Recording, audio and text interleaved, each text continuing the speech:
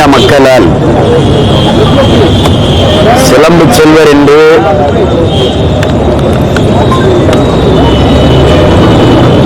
பெருமையோடு அழைக்கப்பெற்ற எங்கள் ஐயா மாப்போசி அவர்களுடைய நினைவை போற்றுகிற நாள் என்று நிலத்தை இழந்தால் பலத்தை இழப்போம், பலத்தை இழந்தால் இனத்தை இழப்போம் என்கிற எங்களின் ஈழத்து பாவேந்தர் புதுவை ரத்தினதுரை அவர்கள் முன்வைத்த புரட்சி பாவுக்கேற்ப தாய் நிலத்தை இழந்துவிடக்கூடாது என்று எமது முன்னவர்கள் எல்லை மீட்கும் போரிலே அளப்பெரிய ஈகத்தை செய்தார்கள். அதிலே குமரியை மீட்கிற போரிலே தாத்தா மார்சல் நேசமணி உள்ளிட்ட புரட்சியாளர்கள், இங்கே இடையிலே திருத்தணியை மீட்கிற போரிலே போற்றுவதற்கு வணக்கத்திற்கும் உரிய பெருந்தகை ஐயா மாப்போசி அவர்கள் பல்வேறு அர்ப்பணிப்பு மிகுந்த போராட்டத்தின் மூலமாக தமிழர்களுடைய தாய் நிலப்பரப்பை மீட்டுக் கொண்டு வந்தார்கள். அந்த எல்லை மீட்பு போராளி நம்முடைய ஐயா மாப்போசி அவர்கள். நாம் தேவிகுளம், பீர்மேடு உள்ளிட்ட தாலுகாக்களை கொண்ட இடுக்கி மாவட்டத்தை இழந்ததால் இன்று முல்லைப்பெரியாற்றில் நீர் உரிமையை பெற முடியாமல் தவிக்கிறோம். கோலார் தங்கவயல் தமிழருடைய நிலப்பரப்பு எல்லை பிரிப்பில் அதை இழந்ததால் பெரும் நிலப்பரப்பை தமிழர் தாயகம் இழந்து நிற்கிறது. அப்படி இழந்ததை மீட்போம், இருப்பதை காப்போம் என்ற நோக்கிலே திருத்தணியை போராடி மீட்டு தமிழகத்தோடு இணைத்த எல்லை மீட்பு போராளி நம்முடைய தாத்தா மாப்போசி அவர்களுக்கு நாம் தமிழர் பிள்ளைகள் பெருமிதத்தோடு எங்களுடைய புகழ் வணக்கத்தை செலுத்துகிறோம். இந்தியா அளவில் பூரண மதுவிலக்கு வேணும் இன்னும் விதிசிக்கிற மாநிலத்தில் தீர்மானம் நிறைவேற்றிருக்காங்க. அப்படி நிறைவேற்றக்கூடிய மாநிலங்களுக்கு கூடுதல் நிதி பகுதிகள் கொடுக்கிற மத்திய அரசு சாத்தியமா வாய்ப்பு இல்லை. மதுவை சுத்தமா ஒழிக்கிற மாநிலங்களுக்கு கூடுதல் நிதி பகிர்வு கொடுக்கணுங்கிறது சரியான கோரிக்கை தான். அதை முதல்ல அந்தந்த மாநிலங்களுக்குரிய நிதி பகிர்வு. இப்ப மத்திய அரசு அப்படிங்கிறது ஒண்ணு எங்களை பொறுத்த வரைக்கும் அப்படி ஒன்றும் இல்லை. ஒரு கட்சி, இந்தியாவுக்குன்னு ஒரு கட்சியும் தேவையில்லை, ஒன்றும் தேவையில்லை. நீங்க ஒரு பொதுவான ஒரு கேள்வி அப்படி வச்சு பாருங்களேன். மத்திய அரசுக்கு வருவாய் பெருக்கத்துக்கு ஏதாவது மத்திய அரசுக்கு நிதி ஏதாவது இருக்கா சொல்லுங்க, யாராவது சொல்லுங்க. மாநிலங்களின் நிதி தான் மத்திய அரசின் நிதி, இந்திய ஒன்றியத்தின் நிதி.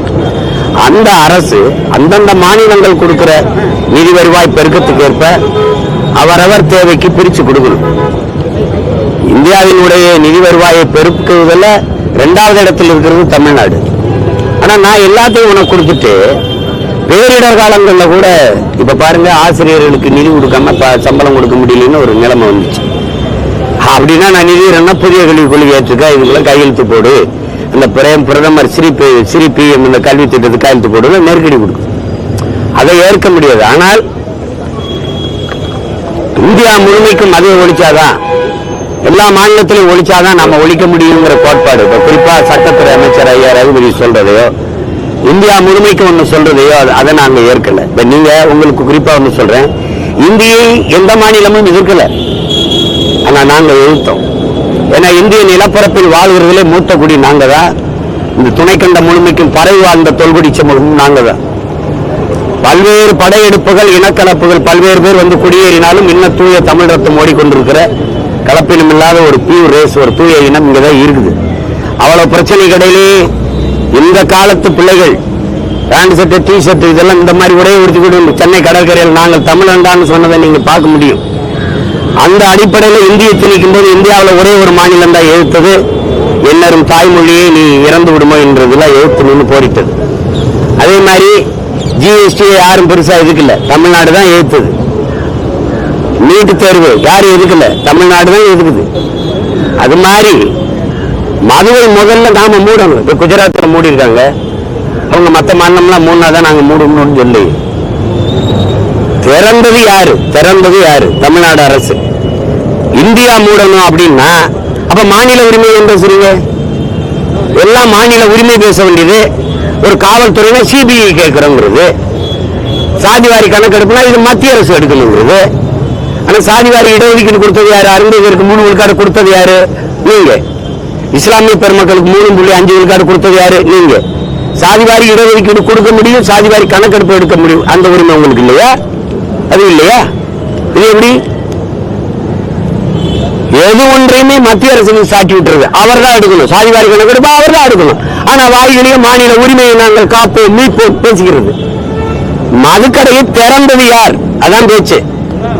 திறந்தது மாநில அரசு. அது ஐயா கருணாநிதியுடைய அரசு.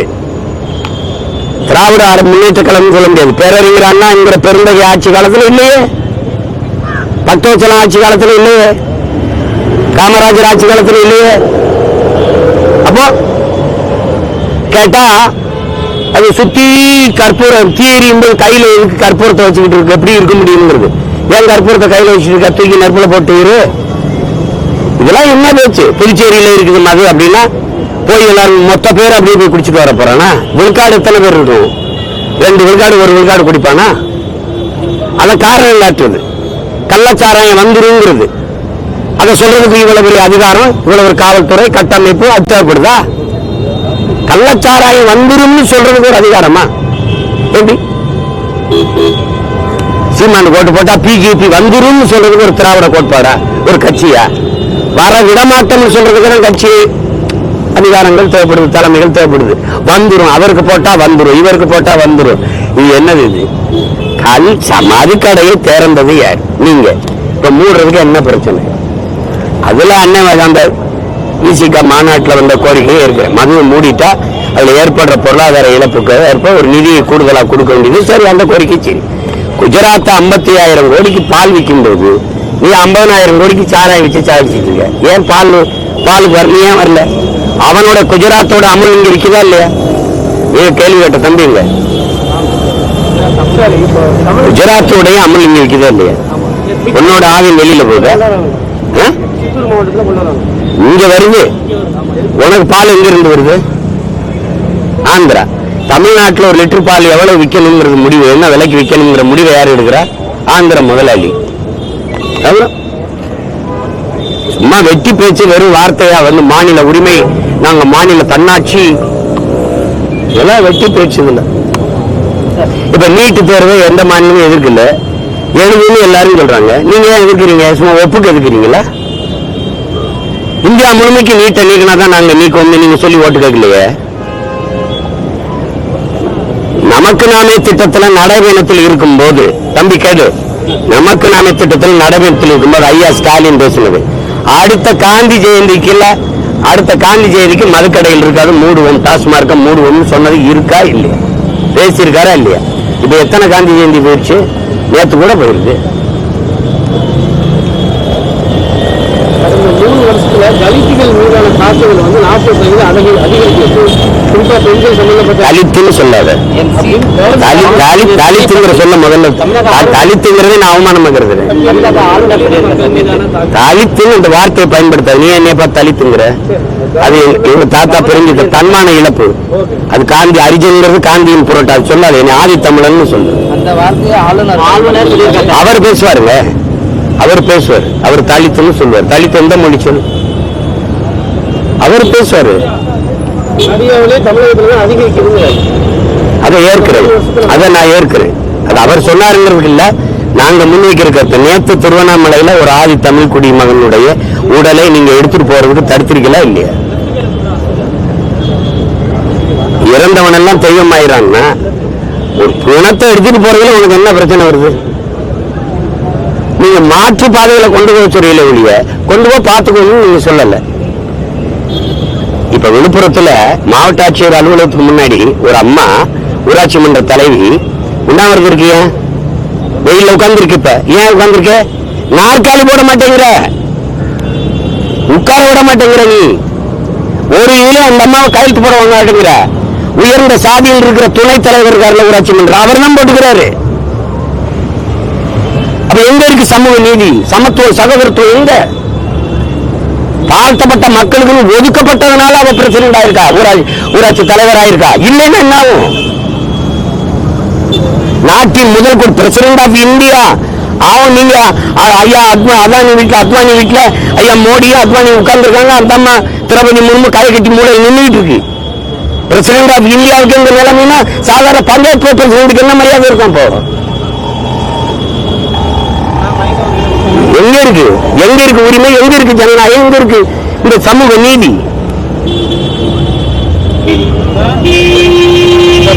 கடந்த 2 நாட்கள்ல நாம் தமிழ் கட்சியினுடைய மாவட்ட நிர்வாகிகள் பொறுப்புல இருந்து 2 பேர் விலகிருக்காங்க கட்சியை விட்டு.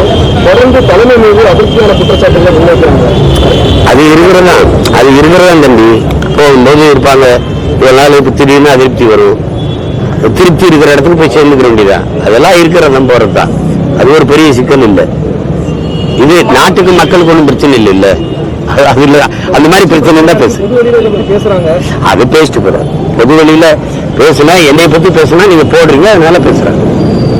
தனிப்பட்டு உங்க மீதான வைக்கிறாங்க. கட்சியை நான் தானே நடத்தி போறோம், என்ன தானே குற்றச்சாட்டு முடியும். கட்சியாக நாங்க தாலியை வச்சுலாம் கட்சியை நடத்துறோம் அப்படின்ற குற்றச்சாட்டை தாலியை வச்சு நடத்தினவரை ஒருத்தரை கொண்டாங்க. இல்ல கொண்டாங்க, அவரை கொண்டாங்க. தாலியை வச்சு நடத்தினவரை கொண்டாங்க. அந்த குற்றச்சாட்டை சொன்னவர் யாரு? 5 கோடி கட்சி பெற சொல்லி காசை வசூலிச்சுட்டாரு. அதை சொல்லணுமா? நான் சொல்லணுமா? சொல்லு. என் முகத்துக்காக எல்லாரும் வழக்கு கொடுக்காம பேசாம இருந்தா அதை போய் பேசிக்கணுமா? எனக்கு தகுதியா இருக்குமா இல்ல தரமா இருக்குமா? சொல்லுங்க. இதெல்லாம் சின்ன சின்னதா இருக்கும். கட்சிக்குள்ள ஒரு வளர்ற கட்சியில சில குறைகள் இருக்கும்போது சிலர் நகர்த்துறதா அப்படி இருக்கிறது தான். அதெல்லாம் அது போய் அது ஒரு பிரச்சனையா பேசிக்காது. இவ்வளவு நேரம் மக்கள் பிரச்சனை பேசுறீங்க, அது சரி. அது ஏன் கட்சி பிரச்சனை, அது ஏன் பிரச்சனை, அதை நான் எதிர்கொண்டுக்குருவேன். அது நாட்டுக்கும் மக்களுக்கும் பிரச்சனை இல்லை. வேற அமைச்சர்கள் மாறி 2 குடும்பங்களுக்கு வாய்ப்பு கொடுத்திருக்காங்க. மாற்றம் நாட்டு மாநிலங்கள்ல 3 பேர் அமைச்சர்கள் மாறி. அந்த மாறுதலை நான் பெருசா ஏற்கல, ரசிக்கல. ஆனா ஒண்ணு உங்க எல்லாருக்கும் ஒண்ணு சொல்லணும். நீங்க ஆதி தமிழ் குடிகளுக்கு ஒடுக்கப்பட்ட தமிழ் சமூக தேவேந்திரருக்கு, ஆதி தமிழ் குடிகள் பறையருக்கு இவங்க அவங்க அப்பா 5 முறை இருந்திருக்கிறாரு. இவர் இப்ப 3 ஆண்டுகளுக்கு மேல ஆயிடுச்சு. இதுவரை இந்த ஆதிராவன் நலத்துறை தவிர எதுவும் கொடுக்கல. கேட்டா அவங்க அண்ணன் ஆராசாவுக்கு நாங்க மத்தியில் அமைச்சர் கொடுத்தோன்றோம். இங்க என்ன கொடுத்தீங்கிறதான் பேச்சு. திரும்ப திரும்ப நான் வலியுறுத்தி நாங்க பேசுறதுனால இப்ப ஆதி தமிழ் குடிகளின் வாக்கு, தேவேந்திர மக்களின் வாக்கு என்னை நோக்கி திரும்புதுன்னு நீங்க பொது தளத்துல கொண்டு போய் அவரை உயர்கல்வித்துறைக்கு போடுவீங்க. நானே கேட்டேன், நீ ஏன் கல்வியை கொடுத்தாலும் மருத்துவத்தை கொடுத்தாலும் என்ன நிர்வாகம் சரியில்லாம போயிருமான்னு கேட்ட பிறகு கடைசியா 1.5 ஆண்டு தேர்தல் வரை இருக்கும்போது நீங்க மாற்றி விடுறீங்க. உங்களை மாதிரி நீங்க செய்யறதா இருந்தா உங்க அப்பா 5 முறை முதலமைச்சராக கொடுத்துருக்கணும். இல்ல நீங்க பதவி முத ஆட்சி அமைக்கும் போதே கொடுத்துருக்கணும். இப்ப எங்க ஐயா கண்ணப்பனை எடுத்துக்கிறீங்க, நல்ல நிர்வாகி, எல்லாருக்கும் தெரியும். போக்குவரத்து கொடுத்தீங்க, தூக்குனீங்க. அப்புறம் உயர்கல்வி கொடுத்தீங்க, தூக்குனீங்க. இப்ப பால் வளத்தை கொடுத்துருக்கீங்க. எதுல அவர் முழுக்க கவனம் பண்ணி ஒவ்வொருத்தரும் இப்படி மாற்றி மாற்றி போட்டுருந்தீங்கன்னா அந்த துறை சார்ந்த நிர்வாகம் எப்படி செழுமையா இருக்கும், சரியா இருக்கும்.